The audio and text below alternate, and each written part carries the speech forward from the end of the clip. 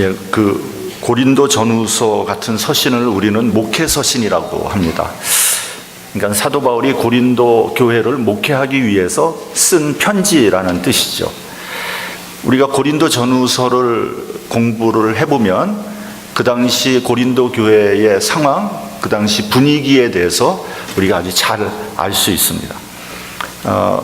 바울은 고린도 교회를 개척하고 1년 6개월 정도 목회를 하다가 또 다른 지역으로 복음을 전하기 위해서 떠났습니다. 사도 바울은 가는 곳마다 교회를 개척했고요. 한 곳에 오래 머무르지 않았습니다.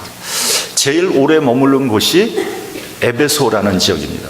에베소 교회에서 3년 동안 교회 개척하고 목회를 했고요. 그 다음에 오래 머무른 곳이 바로 이 고린도 지역입니다. 고린도 교회를 개척한 배경을 살펴보면 이렇습니다. 당시에 이제 사도 바울은 주로 소아시아 지역을 이게 다니면서 복음을 전했습니다. 그리고 교회를 개척을 했죠. 사도행전 16장을 보면요, 바울이 어느 날 환상을 보게 됩니다. 밤에 환상이 바울에게 보이는데 마게도니아 사람이 이렇게 하나가 서서 그에게 청합니다. 마게도니아로 와서 우리를 도우라. 그러니까 지금 터키 지방, 소아시아 지방에서 전도를 하고 있는데 마게도니아 사람이 환상에 나타나서 우리를 도우라고 그러는 거예요. 바울은 그것을 하나님께서 보여주신 환상이다 이렇게 확신을 했습니다. 그리고 그 다음날 즉각 소아시아를 떠나서 배를 타고 마게도니아 지역으로 들어갑니다. 그러니까 마게도니아 지역은 지금으로 따지면 그리스죠. 그리스, 유럽입니다. 이 사건을 유명한 역사학자 아놀드 토인비는 세계사를 변화시킨 획기적인 사건이다 이렇게 규정을 했습니다. 마게도니아의 첫 지역이 빌립보였고요. 그 빌립보에서 바울은 자주장사인 루디아를 만나게 됩니다. 그래서 빌립보 교회를 개척을 했고요. 이어서 데살로니카와 베레아를 거쳐서 아덴으로 들어가게 됩니다. 사실 바울이 가장 심혈을 기울여서 전도하고자 했던 것이 바로 이 아덴이라는 지역입니다. 아덴이라는 지역은 지금으로 말하면 아테네 아닙니까?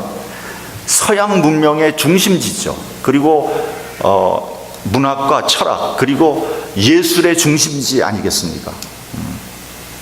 서양의 모든 문화의 시원이고 서양 문명의 자존심과 같은 그 도시가 바로 아덴이라는 도시입니다. 우리가 지금 미국에 살고 있지만 미국에 있는 모든 문화도 사실 그 근원을 따져 들어가 보면 전부 그리스 문명에 다 있는 거죠. 그만큼 고대시대의 아덴이라는 도시의 영향력은 절대적인 것이었습니다. 그러므로 아덴에서 전도해서 교회를 개척한다는 것은 거기에 성공한다면 유럽 전체를 복음화시킬 수 있는 자신감을 가질 수 있게 되는 거죠.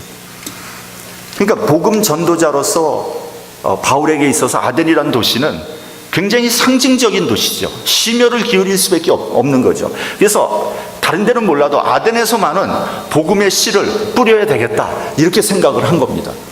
그런데 우리가 성경에서 보는 바와 같이 바울이 아덴에서 보기 좋게 그러니까 전도를 실패하게 됩니다. 실패하게 된 이유는 몇 가지 있겠지만 오늘은 생략하기로 하겠습니다. 그 다음에 바로 간 곳이 고린도라는 곳입니다. 바울은 고린도에서 아주 중요한 동역자를 만납니다. 누구냐면 아굴라와 브리스길라 부부입니다. 성경은요, 사도행전에서 바울은 이 부부와 함께 장막을 만들며 먹고 살았다 이렇게 쓰고 있습니다. 아주 재미있는 구절이에요. 바울의 영적인 현주소를 우리에게 알려주는 아주 재미있는 부분입니다. 여러분, 바울은 어디를 가도 항상 어느 도시에 들어가도 첫 번째 한 게 뭡니까? 복음 전도예요. 근데 유독 고린도에서만은 먹고 살기 위해서 직업을 선택했다는 말이 먼저 나오는 거죠. 천하의 바울도 에덴에서 실패한 후에 영적으로 대단히 의기소침해 있었다는 것을 우리는 이 구절을 통해서 알 수 있는 거예요. 고린도전서 2장 3절을 보면요, 이렇게 고백하고 있습니다. 내가 너희 가운데 거할 때 약하며 두려워하며 심히 떨었노라. 여러분, 엄청난 박해와 고난에도 불구하고 예수의 사역이라면 자신의 목숨까지 초계같이 여겼던 바울도 영적인 디프레스에 빠지니까 두려워하며 심히 떨었습니다. 심지어는 먹고 사는 것까지 걱정을 했다는 거지. 그래서 천막을 만드는 직업을 택한 겁니다. 이와 같이요, 사람이 한번 영적인 침체에 빠지면요, 누구도 두려움에 빠지는 거예요. 겁쟁이가 되는 거예요. 그만큼 인간은 약한 존재입니다. 미국에서 이 이민 목회하는 거는 굉장히 어려운 일이지만, 저는 가끔 이제 목사님들 이렇게 만나면 이제 개척교회에 대해서 얘기가 나오면 전 그런 말을 합니다. 개척교회 하려면 목사가 적어도 3번 이상 거의 죽어야 된다. 그랬더니 어떤 후배 개척교회 목사님이 하는 말이, 목사님, 저는 날마다 죽는데요. 그러더라고요. 그게 더 성경적인지 모르겠습니다. 그렇죠? 근데 개척교회를 하다 보면 정말 많은 어려움이 옵니다. 믿었던 사람이 떠나가기도 하고요, 어떤 때는 한 그룹이 단체로 떠나가기도 합니다. 그러면 그냥 교회가 흔들흔들 하는 거죠. 그러면 목사는 목사의 눈에 사람들의 마음이 보이는 거예요. 어떤 마음이 보이냐 하면, 이래서 교회가 되겠나? 나는 언제 떠나지? 그렇게 되면 목사는 거의 반 죽는 겁니다. 근데 겉으로는 또 태어난 척 해야 돼요. 또 사역을 더 활기 있게 해야 돼요. 왜요? 그렇지 않아도 지금 성도들이 다 힘들어 죽겠는데, 목사까지 뭐 소금에 절인 배추처럼 늘어져 있으면 교회 문 닫는 거, 이거 시간 문제입니다. 흩어진 교인들의 마음을 붙잡아야 되고요, 한편으로는 예배를 통해서 침체되어 있는 심령을 영적으로 끌어올려야 되는 거예요. 이거 굉장히 어려운 일입니다. 굉장히 어려운 일이에요. 근데 이것을 해내느냐 못 해내느냐에 따라서 교회가 사냐 죽느냐가 결판이 나는 거예요. 근데 이런 일을 몇 번 겪고 나면 온몸에 진이 다 빠지죠. 그리고 이제 주일날 예배 드리고 가면 집에 가서 어떤 때는 막 끙끙 앓습니다. 심지어는요, 어떤 때는 너무 힘드니까 목사가 주일날 교회 오기가 싫어지더라고요. 목사가 교회 오기가 싫어요. 그 정도 되면은 사실은 갈 때까지 가는 거죠. 저도 그런 일을 몇 번 겪었습니다만, 근데 저는 우리 교회가 이제는 그런 단계에서는 벗어났다고 생각을 합니다. 그러나 항상 여러분들이 목사를 위해서 기도해 줘야 됩니다. 어떤 때는요, 이게 목사가 백척 간두 위에 쓴 것 같아요. 그러니까 까딱 잘못하면 떨어지는 거예요. 주변을 돌아보면 아무도 돕는 사람이 없는 것 같아요. 오직 한 사람, 하나님밖에 없어요. 그런 훈련을 통해서 주의 종이 세워지는 겁니다. 위대한 사도 바울도 실패해서 영적인 침체를 겪었는데, 부족한 저 같은 종이야 말해 뭐 하겠습니까? 이런 힘든 과정을 겪고 있는 바울을 위해서 하나님께서 또 동역자를 보내줍니다. 그게 누구냐면 실라와 디모데를 보내줘요. 하나님은 참 자비로운 분이에요. 바울은 다시 정신을 차리고 떨치고 일어나서 교회를 개척한 것이 바로 고린도 교회입니다. 거기서 1년 6개월 동안 열심히 목회를 했어요. 그러니까 어찌 보면 고린도 교회는 아주 난산 끝에 태어난 교회라고 얘기할 수 있어요. 그러니까 어렵게 태어났으니까 더 애착이 갔을 겁니다. 그리고 난 다음에 바울이 고린도 교회를 이제 떠나게 되죠. 근데 어떤 일이 벌어집니까? 교회에서 일어나면 안 되는 여러 가지 분쟁과 추문이 끊이질 않았어요. 그러니까 세상 사람들이 보기에도 부끄러운, 역겨운 그런 사건도 일어났습니다.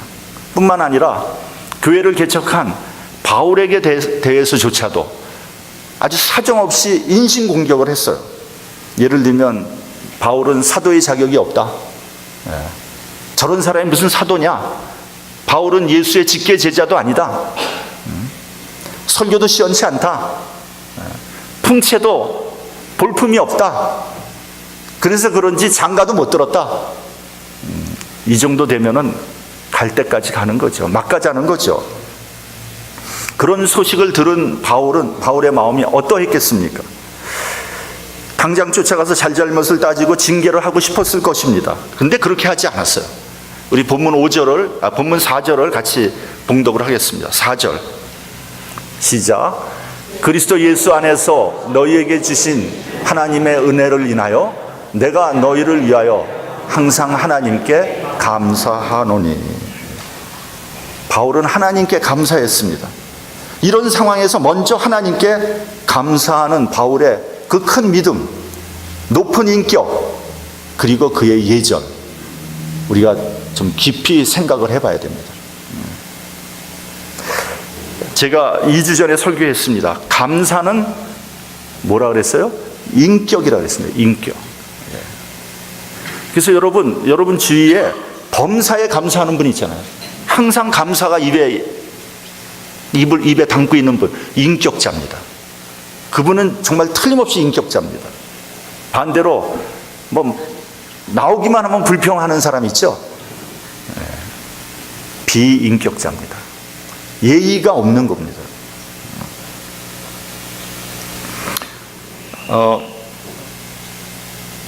바울도 감정이 있는데 야단치고 싶은 생각이 왜 없었겠습니까? 그러나 그는 감사하다는 말부터 했어요. 이것이 얼마나 중요한지 모릅니다. 여러분, 벌을 내리고 징계를 한다고 문제가 해결되지 않습니다. 오히려 부작용이 일어날 가능성이 많습니다. 어떤 분은 이렇게 얘기해요. 목사님, 교회에서 말썽을 부리면 강력한 징계를 해야 되지 않습니까? 그래가지고 교회가 평화롭게 해야 되지 않습니까? 몰라서 안 하는 것이 아닙니다. 아직 그런 징계나 견책을 받아들일 만큼의 믿음과 인격이 성숙하지 않았기 때문에 안 하는 거죠. 여러분, 이건 굉장히 중요한 말입니다. 징계는요, 반드시 뭘 전제로 하냐면 회개와 화해를 전제로 하는 거예요. 징계 왜 하느냐? 화해하기 위해서 징계하는 겁니다.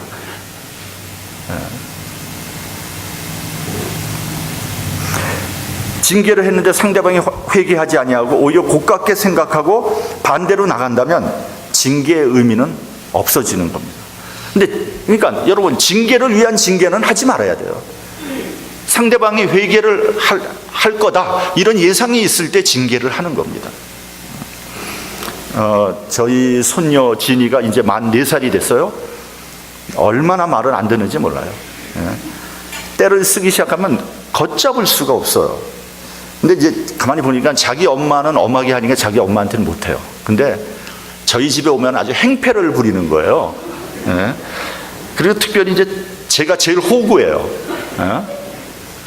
그러니까 자기가 원하는 것이 해줄 때까지 때를 쓰는 거예요.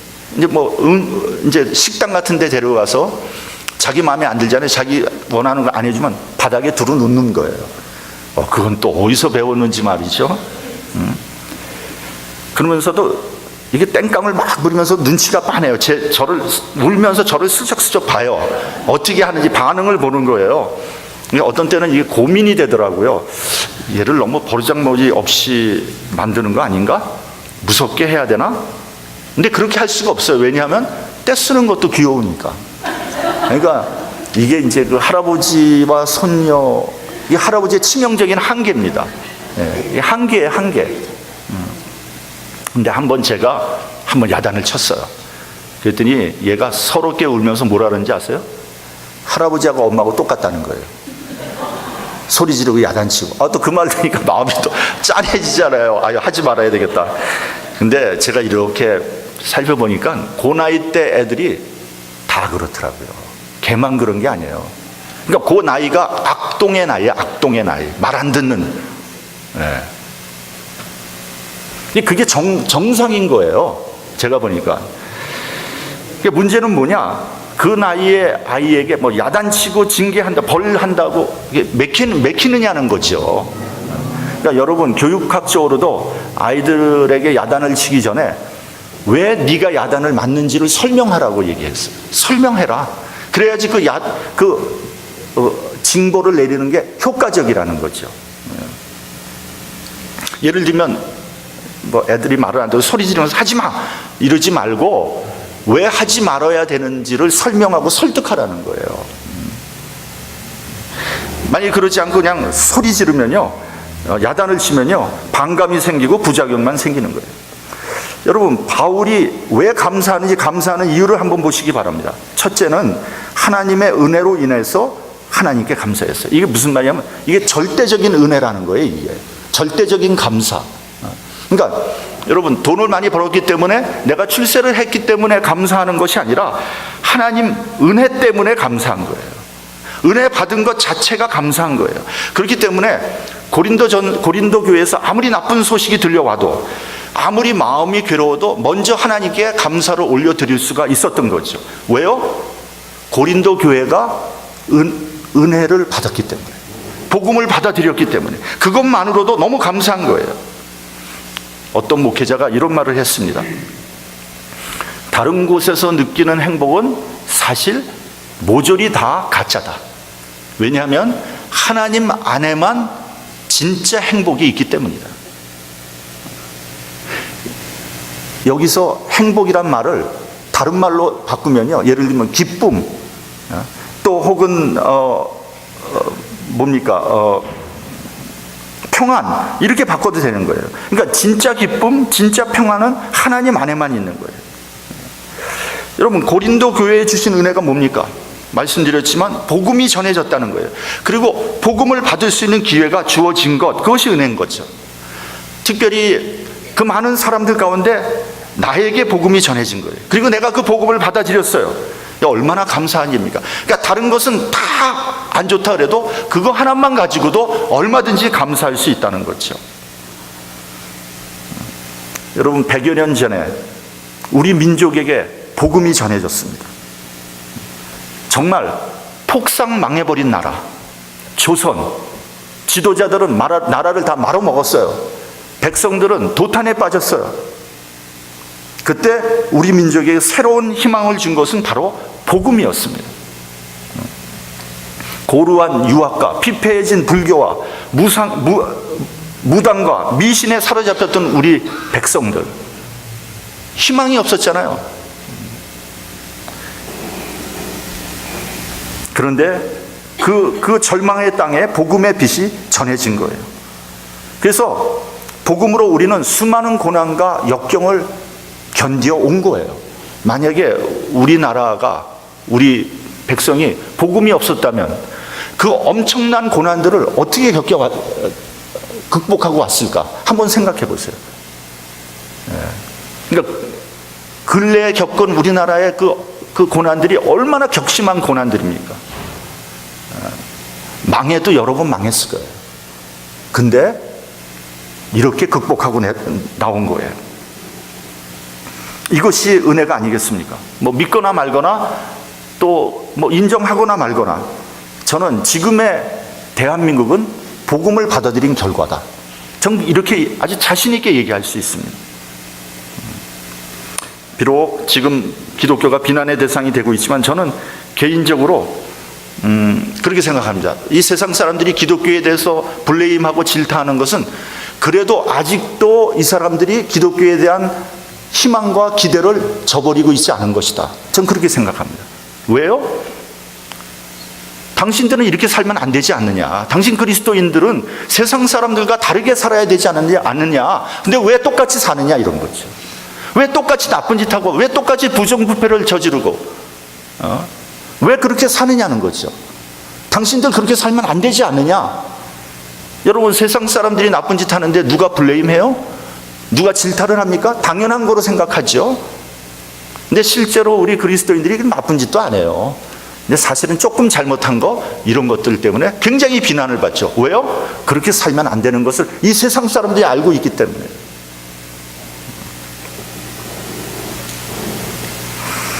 우리 본문 5절, 6절을 같이 봉독을 하겠습니다. 본문 5절, 6절. 자, 시작. 이는 너희가 그의 안에서 모든 일, 곧 모든 구병과 모든 지식에 풍족함으로 그리스도의 증거가 너희 중에 경고케 되어.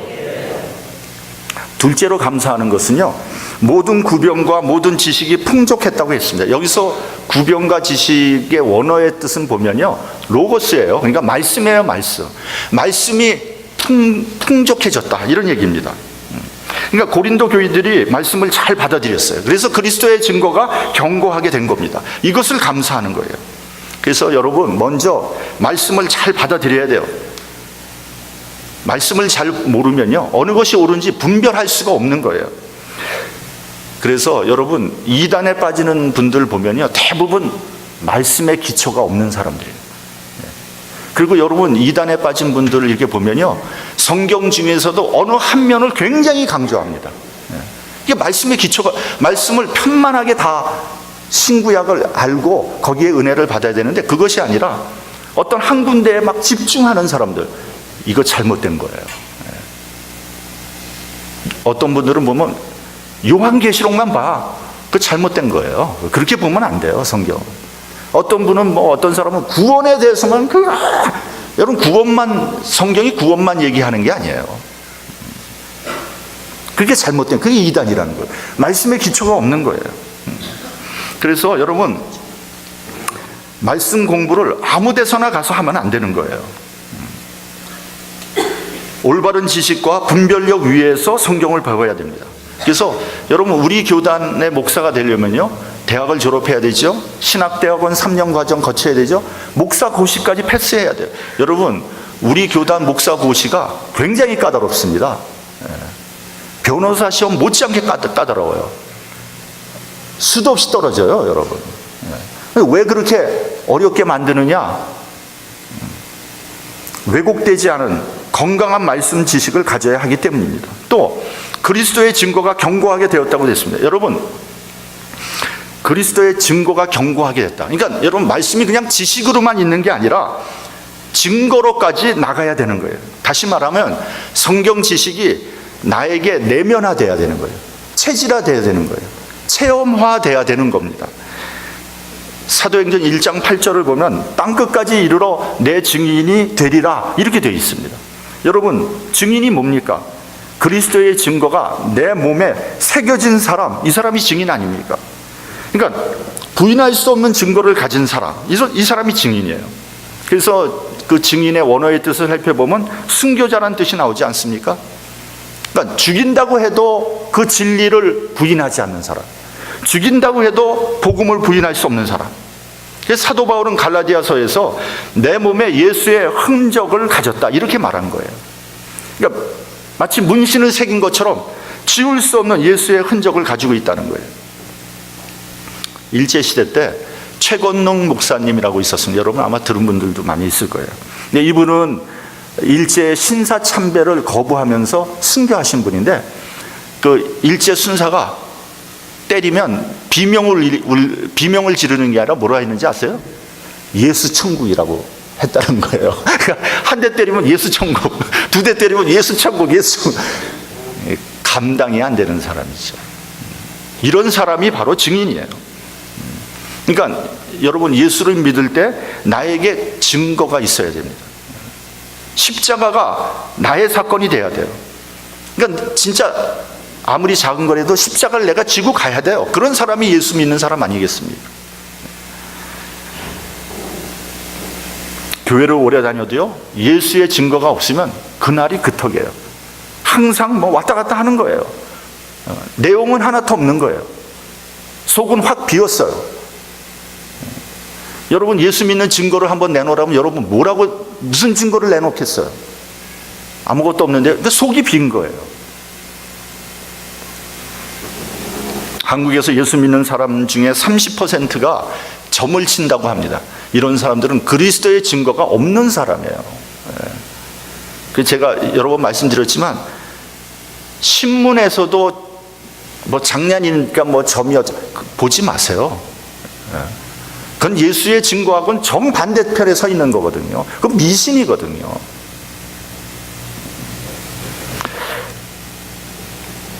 셋째로 본문 7절을 보면 모든 은사에 부족함이 없었다 이렇게 말씀하고 있습니다.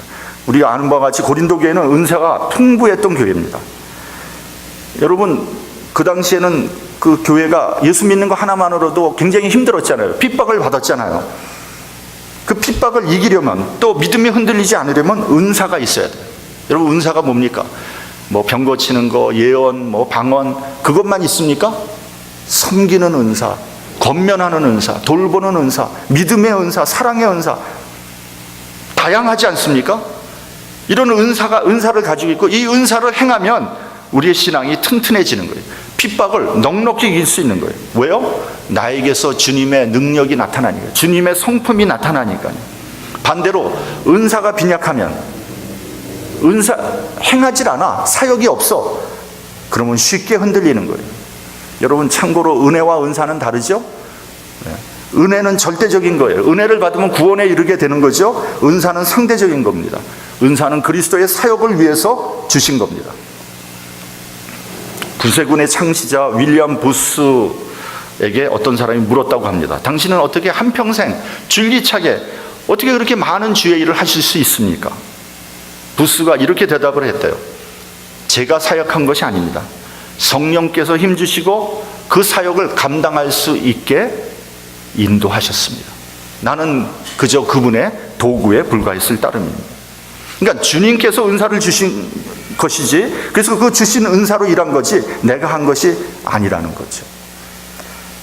마지막으로 7절 후반부에 보면요, 그리스도의 나타나심을 기다린다고 했어요. 그러니까 고린도 교회 성도들은 재림신앙을 가지고 있었던 거예요. 종말론적인 신앙관을 가지고 있었습니다. 근데 요즘에는 이게 보면요, 재림신앙이라 그러면 좀 이상하게 봅니다. 저 사람 이단 아니야? 근데 아닙니다. 우리 그리스도인들은 재림신앙을 가지고 있어야 돼요. 주님 오실 시간이 가까웠다, 이런 생각을 해야지 우리가 더 열심히 성실히 신앙생활을 하게 되는 거 아닙니까? 근데 우리는 언제부턴가 종말적인 신앙관을 잃어버리고 신앙생활을 하고 있어요. 마치 죽지 않을 것 같이 살아가고 있습니다. 그래서 물질을 탐하고 세상적인 욕망을 사로잡혀서 살아가고 있는 거예요.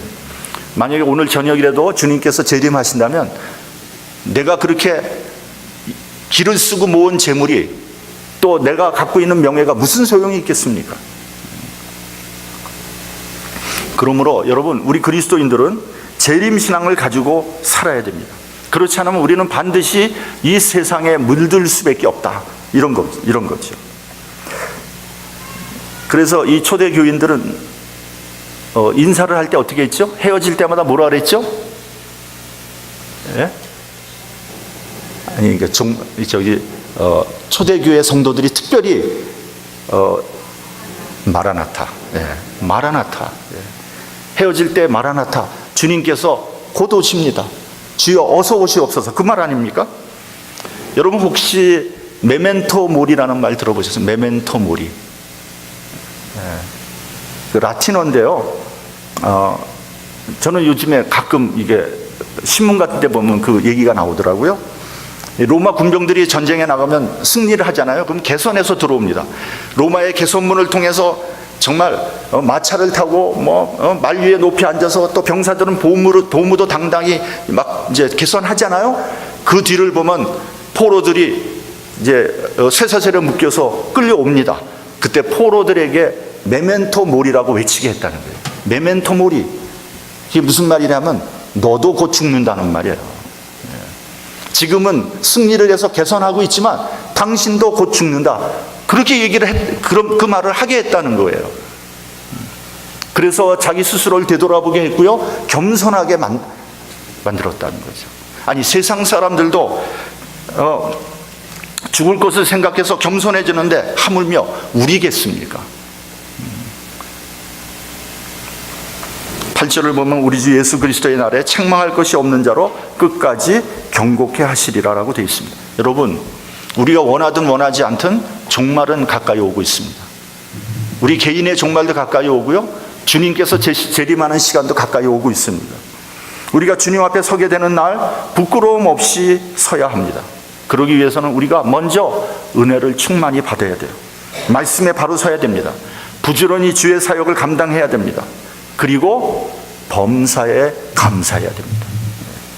우리는 은혜 받은 거 하나만으로도 충분히 감사해야 되는 그런 사람들입니다. 여러분, 주님께서 교회를 허락하셨습니다. 사역의 장입니다. 교회를 통해서 주의 사역을 감당하는 저와 여러분이 되시길 바랍니다. 그리고 하나님께 영광을 돌리는 우리 모두가 되시기를 주님의 이름으로 축원합니다. 기도하겠습니다.